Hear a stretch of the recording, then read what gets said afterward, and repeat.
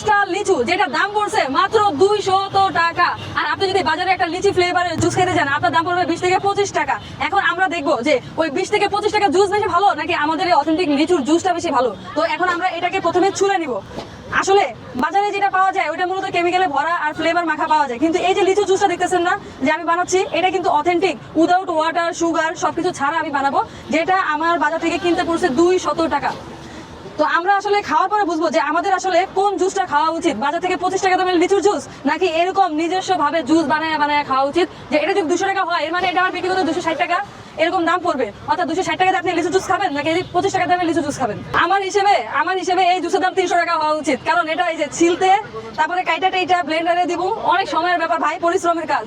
তো এটা 300 টাকা অবশ্যই রাখা উচিত। তো আপনারা এবার ডিসিশন নেন, আপনারা 300 টাকা জুস খাবেন নাকি 25 টাকা দামের ফ্লেভার মাখা কেমিক্যাল যুক্ত জুস খাবেন। লিচুগুলো বাছা অনেক কষ্ট ছিল, এবার আমরা এটার ভিতর থেকে এরকম বিচিগুলো সব আলাদা করে নিব।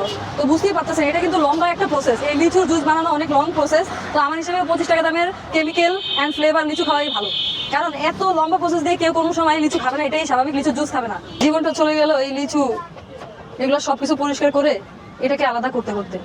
ভাই 25 টাকা দামের জুস আছে, ওটাও খাওয়া যায়, কিন্তু তারপরে অথেন্টিকের একটা ব্যাপার আছে, অর্থাৎ ভালো জিনিসের যেমন কদর বেশি থাকে, ভালো জিনিস বানাইতে পরিশ্রমও বেশি হয়, এটি তার প্রমাণ। যেমন এই লিচুর জুস বানাইতে বানাইতে আমার ঘাম ছুটে যাচ্ছে, আমি টোটালি টায়ার্ড হয়ে গেছি। এটা ক্লিন করতে করতে এই যে দেখেন ভিতরে এই যে বীজগুলো আছে, এই বীজগুলো বের করা, এগুলো সবকিছু পরিষ্কার করা আসলেই অনেক কষ্ট, কিন্তু কষ্ট শেষে একটাই ব্যাপার হয় যে অথেন্টিক আমরা লিচুর জুস খাবো বাজারের ফ্লেভারের তুলনায়। তো আমাদের কিন্তু এই যে দেখেন লিচুর এই বিচি তারপরে খোলো সবকিছু ফেলে দেওয়া ডান হয়ে গেছে। এখন আমরা এটাকে ব্লেন্ড করব, সামান্য একটু বরফ দিব, ঠান্ডা হওয়ার জন্য বরফটা দিছি, যেহেতু এটা আমরা নগদ এখনই খাবো। তো এখন এটা ব্লেন্ড করি আমরা।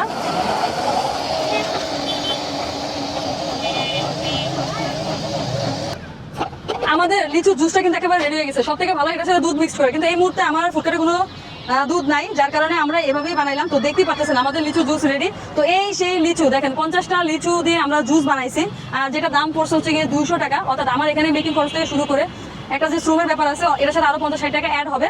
আর এই 30 টাকা হচ্ছে যেটা আমরা বাজারে মার্কেটে লিচুর জুস খাই, আর এটা হচ্ছে অথেন্টিক লিচুর জুস। তো আমরা একটু টেস্ট করে দেখবো।